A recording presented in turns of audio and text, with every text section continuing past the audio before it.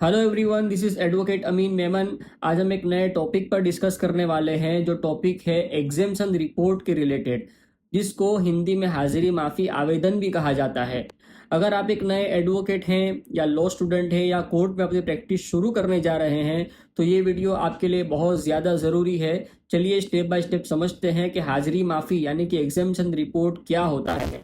दोस्तों, हाजिरी माफ़ी एक ऐसा आवेदन होता है जिसमें हम कोर्ट से निवेदन करते हैं कि हमारा क्लाइंट आज किसी कारणवश कोर्ट में पेश नहीं हो पा रहा है, इसीलिए उसकी गैर हाजिरी को माफ़ किया जाए और कोर्ट की कार्रवाई को आगे बढ़ाया जाए। ये एप्लीकेशन आप तभी लगा सकते हैं जब आपके पास उस व्यक्ति का वैध वकालतनामा हो, यानी कि आप जिसकी तरफ से हाजिरी माफ़ी का एप्लीकेशन कोर्ट में दे रहे हैं उस व्यक्ति की तरफ से आपने कोर्ट में वकालतनामा फाइल किया हो या आप फाइल कर रहे हो, तभी आपका ये एप्लीकेशन मान्य होगा, वरना ये आपका एप्लीकेशन मान्य नहीं रहेगा। अब हम समझते हैं कि किन किन मामलों के अंदर एग्जेम्पशन रिपोर्ट यानी कि हाजिरी माफ़ी लगती है। सिविल मामलों में तो आमतौर पर हाजिरी माफ़ी नहीं लगती, लेकिन क्रिमिनल केस में भी दो तरह के क्रिमिनल केस होते हैं। पहला होता है कंप्लेंट केस, जैसे कि चेक बाउंस का केस हो गया, प्राइवेट कंप्लेंट का केस हो गया। इसमें कंप्लेनेंट और एक्यूज्ड दोनों की तरफ से हाजिरी माफ़ी लग सकती है। और दूसरा क्रिमिनल केस होता है पुलिस चालान केस, जिसके अंदर पुलिस एफआईआर करती है और उसके बाद कोर्ट में चार्जशीट फाइल करती है, उसको पुलिस चालान केस कहा जाता है। तो इस केस के अंदर सिर्फ अक्यूज की तरफ से हाजिरी माफी लगती है, कंप्लेनेंट की तरफ से नहीं लगती। तो ये पहचानना जरूरी है कि आप किस पक्ष की तरफ से हाजिरी माफी लगा रहे हैं। हाजिरी माफी की एप्लीकेशन कैसे लिखते हैं?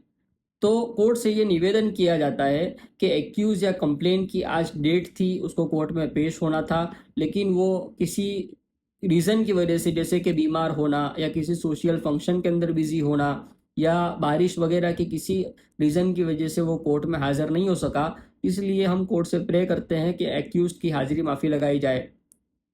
उसके नीचे डेट लिखी जाएगी, उसके नीचे एडवोकेट की सिग्नेचर की जाएगी। लेकिन एक बात खास ध्यान में रखें कि झूठा कारण हरगिज हरगिज ना लिखे। जैसे आपने लिख दिया कि फला शख्स की डेथ हो गई, उस वजह से एक्यूज कोर्ट में हाजिर नहीं हो सका, तो अगर कोर्ट ने उस व्यक्ति का डेथ सर्टिफिकेट मांग लिया तो आप मुसीबत में पड़ सकते हैं। इसीलिए कुछ अहम बातें हैं जो एग्जेम्पशन रिपोर्ट देते वक्त हर वकील को ध्यान में रखनी चाहिए। इसमें सबसे पहली ये है कि वकील वही हाजिरी माफ़ी लगा सकता है जिस वकील ने अपना वकालतनामा उस एक्यूज की तरफ से कोर्ट में फाइल किया हो।